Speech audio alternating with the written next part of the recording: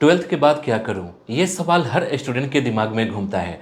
लेकिन अगर आपको दूसरों की हेल्प करना अच्छा लगता है, अस्पताल का माहौल पसंद है और एक ऐसी जॉब चाहिए जिसमें रिस्पेक्ट, सैलरी और सेटिस्फैक्शन तीनों मिले, तो नर्सिंग एक ज़बरदस्त ऑप्शन हो सकता है। लेकिन नर्सिंग में कैसे जाएं? कौन सा कोर्स करना पड़ेगा? एडमिशन कैसे मिलेगा? कितना खर्च आता है और आगे जॉब और सैलरी कैसे मिलेगी? रिलैक्स दोस्तों, इस वीडियो में हम आपको स्टेप बाय स्टेप बताने वाले हैं कि ट्वेल्थ के बाद नर्सिंग कैसे करें, कौन कौन से कोर्स होते हैं, एलिजिबिलिटी क्या चाहिए, गवर्नमेंट और प्राइवेट दोनों में स्कोप कितना है, और हाँ, कुछ ऐसे रियल टिप्स भी देंगे जो आपके बहुत काम आएंगे। तो वीडियो को बिल्कुल भी स्किप मत करना, क्योंकि अगर ये वीडियो आपने पूरा देख लिया ना, तो नर्सिंग का पूरा रास्ता एकदम साफ हो जाएगा। तो चलिए शुरू करते हैं और सबसे पहले जानते हैं नर्सिंग क्या होता है। दोस्तों, नर्सिंग का मतलब होता है बीमार लोगों की देखभाल करना। जब कोई मरीज अस्पताल में आता है तो सबसे पहले उसकी केयर नर्स ही करती है। टाइम पर दवाई देना, इंजेक्शन लगाना, रिपोर्ट्स चेक करना, मरीज को आराम देना, सब काम नर्स ही देखती है। दोस्तों, नर्स सिर्फ हॉस्पिटल में काम करने वाली नहीं होती, वो एक तरह से मरीज की दूसरी माँ जैसी होती है, जो हर वक्त उसका ध्यान रखती है। अगर आपको लोगों की मदद करना अच्छा लगता है तो ये काम आपके लिए एकदम बढ़िया है। इस फील्ड में न सिर्फ रिस्पेक्ट मिलती है, बल्कि इंडिया से लेकर विदेशों तक अच्छे पैसे और नौकरी के मौके भी मिलते हैं। दोस्तों, नर्सिंग एक ऐसा करियर है जिसमें दिल से काम किया जाता है और दिल जीत भी लिया जाता है। इसके बाद जानते हैं ट्वेल्थ के बाद नर्सिंग के लिए कौन कौन से कोर्स होते हैं। दोस्तों, ट्वेल्थ के बाद नर्सिंग में जाने के लिए जो 3 मेन कोर्स होते हैं वो है बीएससी नर्सिंग, जीएनएम और एएनएम। इन तीनों के लिए एलिजिबिलिटी थोड़ी अलग अलग होती है। अब सबसे पहले बात करते हैं बीएससी नर्सिंग की। ये कोर्स काफ़ी डिटेल्ड और प्रोफेशनल होता है, इसलिए इसके लिए ज़रूरी है कि आपने ट्वेल्थ साइंस स्ट्रीम से की हो, खासकर बायोलॉजी, फिजिक्स और केमिस्ट्री के साथ। दोस्तों, बिना बायोलॉजी के बीएससी नर्सिंग में एडमिशन नहीं मिलता। अब आते हैं जीएनएम, मतलब जनरल नर्सिंग एंड मिडवाइफरी। इसमें भी ज़्यादातर कॉलेज बायोलॉजी वाले स्टूडेंट्स को ही प्रायोरिटी देते हैं। हालांकि कुछ प्राइवेट होते हैं जो किसी किसी केस में आर्ट्स वाले स्टूडेंट्स को भी ले लेते हैं, लेकिन ये बहुत लिमिटेड होते हैं और डिपेंड करता है कॉलेज की पॉलिसी पर। अब सबसे फ्लेक्सिबल कोर्स है एएनएम, मतलब ऑक्सिलरी नर्सिंग मिडवाइफरी। ये कोर्स कुछ स्टेट्स और इंस्टीट्यूट्स में आर्ट्स और कॉमर्स वाले स्टूडेंट्स के लिए भी ओपन होता है। बस शर्त यह है कि आपने ट्वेल्थ में इंग्लिश सब्जेक्ट पढ़ा हो और 40 to 45% मिनिमम मार्क्स होने चाहिए। तो दोस्तों, अगर आपने ट्वेल्थ बायोलॉजी से नहीं की है, तब भी आपके पास एएनएम के जरिए नर्सिंग में जाने का ऑप्शन मौजूद है। लेकिन अगर आप बीएससी नर्सिंग या जीएनएम जैसे कोर और हाई लेवल कोर्सेज में जाना चाहते हो, तो ट्वेल्थ में बायोलॉजी होना बहुत ज़रूरी है।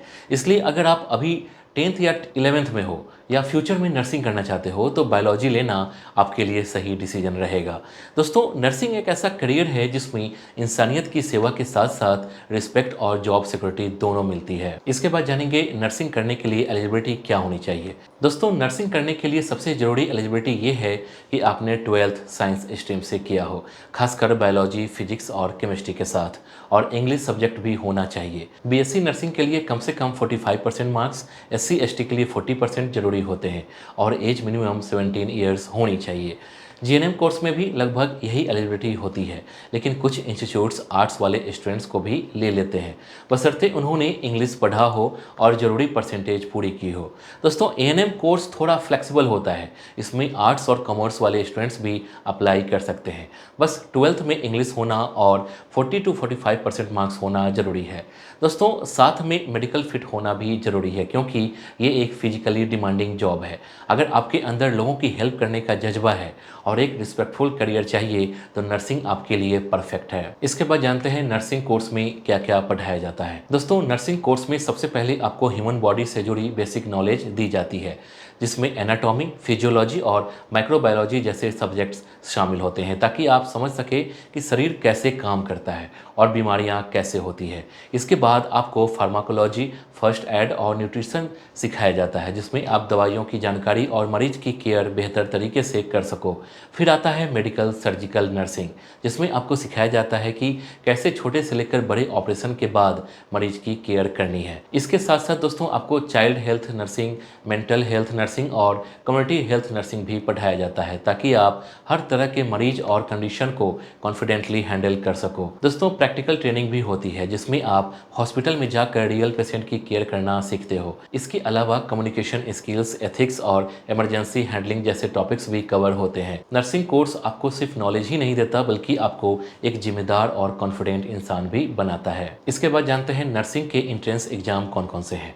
दोस्तों, नर्सिंग में एडमिशन लेने के कई एंट्रेंस एग्जाम होते हैं जो आपके करियर का रास्ता खोल सकते हैं। सबसे बड़ा और पॉपुलर एग्जाम है नीट, जिससे कई गवर्नमेंट और प्राइवेट कॉलेज में बीएससी नर्सिंग में एडमिशन मिलता है। इसके अलावा एम्स नर्सिंग एंट्रेंस एग्जाम भी होता है जो इंडिया के टॉप मेडिकल इंस्टीट्यूट में एंट्री के लिए होता है और इसकी तैयारी भी नीट जैसी ही होती है। कुछ स्टेट्स का अपना एंट्रेंस एग्जाम होता है जैसे JIP-MER, RUHS या BFUHS पंजाब का एग्ज़ाम जो लोकल कॉलेजेस में एडमिशन के लिए ज़रूरी होते हैं। दोस्तों, कुछ कॉलेजेस ऐसे भी होते हैं जो डायरेक्ट एडमिशन या मेरिट बेस पर स्टूडेंट को लेते हैं, लेकिन अगर आप अच्छे और रेपुटेड कॉलेज में जाना चाहते हो तो एंट्रेंस देना ही पड़ेगा। इन एग्जाम्स में बायोलॉजी, फिजिक्स, केमिस्ट्री और इंग्लिश से क्वेश्चन आते हैं, तो तैयारी उसी हिसाब से करनी चाहिए। अगर आप नर्सिंग को सीरियसली लेना चाहते हो तो इन एग्जाम्स की तैयारी अभी से शुरू कर दो। इसके बाद है top nursing colleges in India. दोस्तों, टॉप 10 नर्सिंग कॉलेजेज के नाम जो अलग अलग राज्यों से है, जो अपनी क्वालिटी एजुकेशन, प्रैक्टिकल ट्रेनिंग और प्लेसमेंट के लिए जाने जाते हैं। ये नाम एकदम ऑथेंटिक हैं और इनमें से ज़्यादातर कॉलेज गवर्नमेंट या रिकॉग्नाइज्ड प्राइवेट इंस्टीट्यूट्स हैं। सबसे पहले जानेंगे एम्स दिल्ली, जो कि all India institute of medical sciences new Delhi. उसके बाद है CMC वेल्लोर, मतलब क्रिश्चियन मेडिकल कॉलेज तमिलनाडु। उसके बाद है PGI-MER, मतलब post graduate institute of medical education and research Chandigarh. इसके बाद है BHU, मतलब बनारस हिंदू यूनिवर्सिटी वाराणसी उत्तर प्रदेश। इसके बाद है JIP-MER, मतलब Jawaharlal institute of post graduate medical education and research Puducherry. इसके बाद है Manipal college of nursing, Manipal Karnataka. इसके बाद है Rajkumari Amrit Kaur college of nursing New Delhi. इसके बाद है armed forces medical college AFMC Pune Maharashtra. इसके बाद है King George medical university KGMU Lucknow Uttar Pradesh. इसके बाद है लास्ट में government college of nursing SMS medical college Jaipur Rajasthan. दोस्तों, इन कॉलेजेज में एडमिशन के लिए थोड़ा टफ कंपटीशन होता है, लेकिन मेहनत करोगे तो ज़रूर होगा। यहाँ से पढ़ने के बाद गवर्नमेंट और प्राइवेट दोनों सेक्टर में जॉब मिलने के चांसेज बहुत ज़्यादा होते हैं। इसके बाद जानेंगे नर्सिंग में एडमिशन कैसे लें। दोस्तों, नर्सिंग में एडमिशन लेने के लिए सबसे पहले आपको यह डिसाइड करना होगा कि आप कौन सा कोर्स करना चाहते हो, जैसे BSc नर्सिंग, GNM या ANM। हर कोर्स की एडमिशन प्रोसेस थोड़ी अलग होती है। BSc नर्सिंग के लिए ज़्यादातर कॉलेज नीट या अपने अलग एंट्रेंस एग्जाम जैसे एम्स, JIP-MER या स्टेट लेवल एग्जाम्स के जरिए एडमिशन लेते हैं, तो वहीं GNM और ANM कोर्सेज में कई जगह डायरेक्ट एडमिशन या 12th के मेरिट बेस पर भी एडमिशन मिलता है, लेकिन कुछ इंस्टीट्यूट्स अपने एंट्रेंस भी कराते हैं। दोस्तों, एप्लीकेशन फॉर्म भरते वक्त आपके पास मार्कशीट, आइडेंटिटी प्रूफ, फोटो और मेडिकल सर्टिफिकेट रेडी होना चाहिए। अगर आप एक अच्छे और गवर्नमेंट अप्रूव्ड कॉलेज में जाना चाहते हो तो एंट्रेंस की तैयारी अभी से शुरू कर दो, क्योंकि यहीं से आपके नर्सिंग करियर की स्ट्रॉन्ग शुरुआत होती है। इसके बाद जानेंगे नर्सिंग करने के बाद जॉब कहाँ कहाँ मिलती है। दोस्तों, नर्सिंग करने के बाद जॉब की अपॉर्चुनिटीज बहुत ज़्यादा होती है और यही इस फील्ड की सबसे बड़ी खासियत है। सबसे पहले आप government hospital, private hospital, clinics और कम्युनिटी हेल्थ सेंटर में आसानी से जॉब पा सकते हो। इसके अलावा रेलवे, आर्मी और अदर गवर्नमेंट हेल्थ डिपार्टमेंट में भी नर्सेज की रेगुलर ज़रूरत होती है, जहाँ सिलेक्शन एग्जाम या इंटरव्यू के जरिए होता है। जो लोग आगे स्पेशलाइजेशन करना चाहते हैं वो ICU नर्स, पेडियाट्रिक नर्स या ऑपरेशन थिएटर नर्स बन सकते हैं और स्पेसिफिक एरिया में काम कर सकते हैं। दोस्तों, विदेशों में भी इंडियन नर्स की बहुत ज़्यादा डिमांड है, खासकर UK, कनाडा, ऑस्ट्रेलिया और गल्फ कंट्रीज में। अगर आपके पास सही स्किल और सर्टिफिकेशन है तो सैलरी भी काफ़ी अच्छी मिलती है और करियर सिक्योर रहता है। नर्सिंग के बाद जॉब की कमी नहीं रहती बल्कि एक रिस्पेक्टफुल लाइफ मिलती है। इसके बाद जानेंगे नर्सिंग में सैलरी कितनी मिलती है। दोस्तों, नर्सिंग में सैलरी आपके एक्सपीरियंस, स्किल्स और जॉब लोकेशन पर डिपेंड करती है। अगर आप फ्रेशर हो और किसी गवर्नमेंट हॉस्पिटल में जॉब करते हो तो स्टार्टिंग सैलरी करीब 25,000 से 35,000 प्रति महीने तक मिलती है। वहीं प्राइवेट हॉस्पिटल में शुरुआत में 15,000 से 30,000 के बीच सैलरी रहती है, लेकिन जैसे जैसे आपका एक्सपीरियंस और क्वालिफिकेशन बढ़ता है वैसे वैसे इनकम भी बढ़ती जाती है। वहीं कुछ सालों बाद एक्सपीरियंस नर्सेज की सैलरी 50,000 से 80,000 या उससे ज़्यादा भी हो सकती है। दोस्तों अगर आप फॉरेन कंट्रीज जैसे यूके, कनाडा या ऑस्ट्रेलिया में जॉब करते हो तो वहाँ की नर्सिंग की सैलरी लाखों में होती है। मतलब साफ है, नर्सिंग में रिस्पेक्ट भी है, पैसा भी है और सबसे बड़ी बात इंसानियत की सेवा का सेटिस्फैक्शन भी है। इसके बाद जानेंगे लास्ट में नर्सिंग में फ्यूचर स्कोप क्या है। दोस्तों नर्सिंग में फ्यूचर स्कोप बहुत शानदार है क्योंकि हेल्थ केयर इंडस्ट्री हर साल तेज़ी से ग्रो कर रही है और स्किल्ड नर्सेज की डिमांड लगातार बढ़ रही है। नर्सिंग की डिग्री या डिप्लोमा करने के बाद आप government hospital, private clinics, NGO और मिलिट्री सर्विसेज तक में जॉब पा सकते हो। आप चाहो तो ICU nurse, operation theatre nurse, paediatric nurse या साइकेट्रिक नर्स जैसे स्पेशलाइज्ड फील्ड में भी जा सकते हो। आगे चलकर एमएससी नर्सिंग, पीएचडी या नर्स प्रैक्टिशनर जैसे हायर स्टडी करके टीचिंग और रिसर्च में भी करियर बनाया जा सकता है।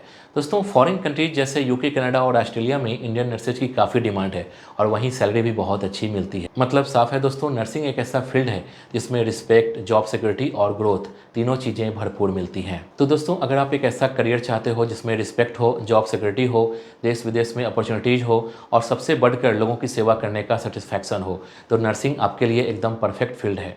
मेहनत दिल से करो, सही करियर चुनो और अपने सपनों को हकीकत में बदल दो। अगर ये वीडियो पसंद आया हो तो लाइक जरूर करना, अपने दोस्तों के साथ शेयर करना और चैनल को सब्सक्राइब करना मत भूलना। मिलते हैं अगले वीडियो में एक और धमाकेदार जानकारी के साथ। Thank you.